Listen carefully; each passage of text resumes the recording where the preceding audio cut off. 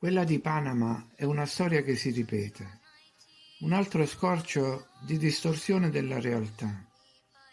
Esaminando ancora le stesse foto, uguali da tutto il mondo, sembra di galleggiare fra dimensioni temporali diverse. È come se prima ci fosse stato già un mondo avanzato che è stato bloccato e cancellato, e dopo qualche tempo siamo arrivati noi di questa civiltà, i palazzi riconvertiti, e siamo ripartiti da dove loro per qualche motivo avevano lasciato. Insomma, siamo dei replicanti, anche se alcune strutture sono davvero difficili da replicare.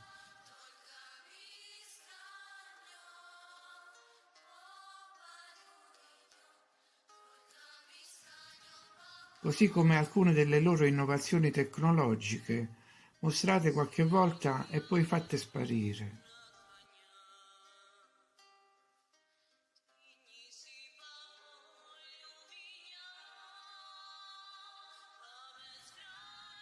E queste vedute dall'alto come sono state ottenute?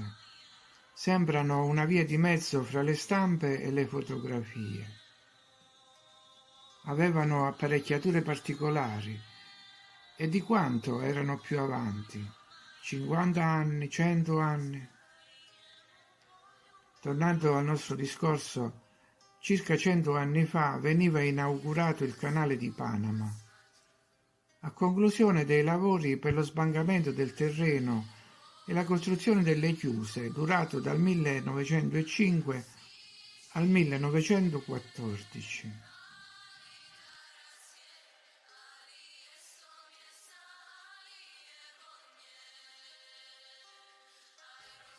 Nelle foto di quel periodo risaltano le misere condizioni di vita dei nativi.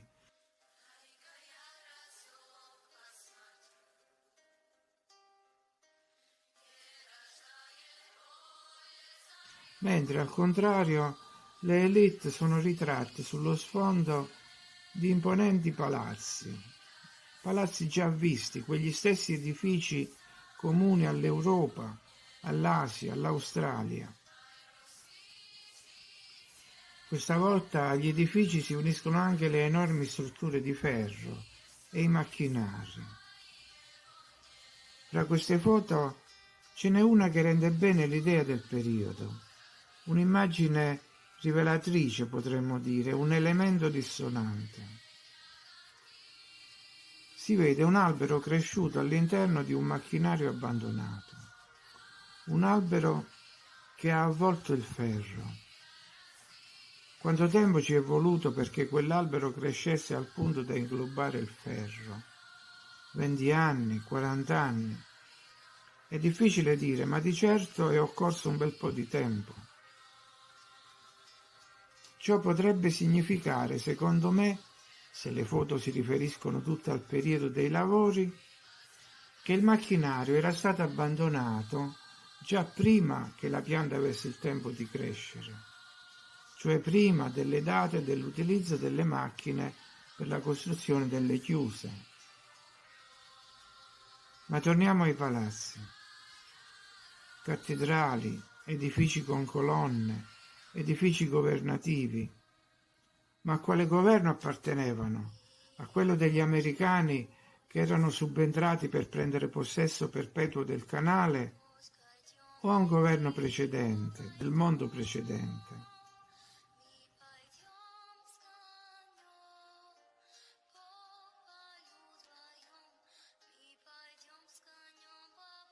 E se c'erano chiese e stazioni, vuol dire che non era una giungla selvaggia. Se c'erano edifici imponenti e non era una giungla selvaggia, probabilmente si trattava di un luogo importante e trafficato, dove magari c'era un canale per il passaggio delle navi da un oceano all'altro.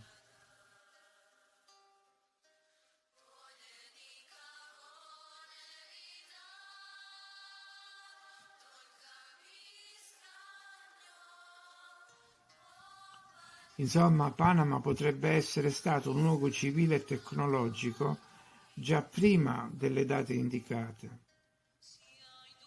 Se in Europa suscitano meraviglia i giganteschi portoni di bronzo delle chiese, Qui la meraviglia è addirittura enorme, tanto quanto le barriere delle chiuse e degli ingranaggi per spostarle.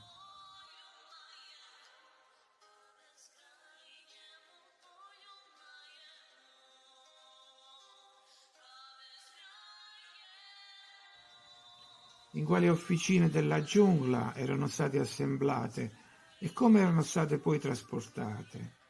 Solite domande. E a chi appartenevano quelle gru, provviste di uffici sopraelevati, se non proprio alloggi per il personale, con vista panoramica.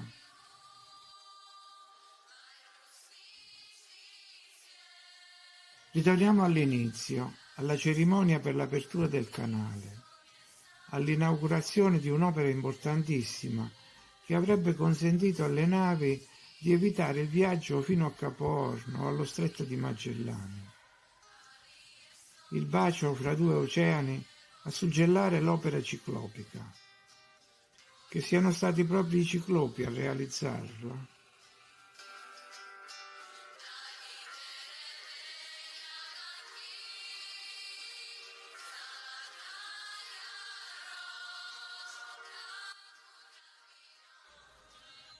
Parlando di ciclopi, ricordiamo che erano ritenuti gli aiutanti di Vulcano, perché erano abilissimi nell'arte di fondere e lavorare i metalli.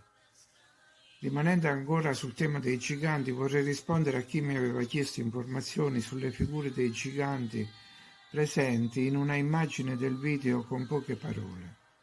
Si tratta di una stampa di Claude Chastillon, l'inaugurazione della Place Royale a Parigi del 1612. Oggi si chiama Piazza dei Vosgi. In occasione dei cosiddetti matrimoni spagnoli, due figli di Enrico IV con due discendenti di Filippo di Spagna, due dei quali avevano 11 anni e gli altri 10 e 7. La stampa è molto interessante, un documento completo sul vecchio mondo. Ci sono circa 50.000 persone ad assistere all'evento e invitati da ogni parte del mondo, con regali di certo fuori dall'ordinario.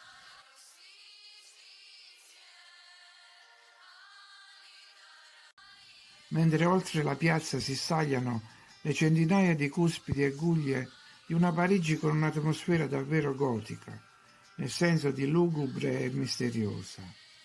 Come era stato possibile elevare edifici così alti a poca distanza l'uno dall'altro? Non si tratta di chiese, ma di strutture elevate per altri scopi. Neanche a Parigi avrebbero potuto esserci così tante chiese. I pinnacoli sono altissime antenne per ricavare energia eterica.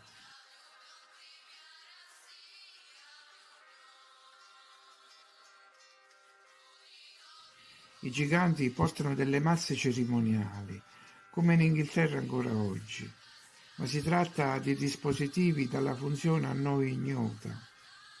In definitiva, niente di ciò che viene mostrato ha a che fare con noi.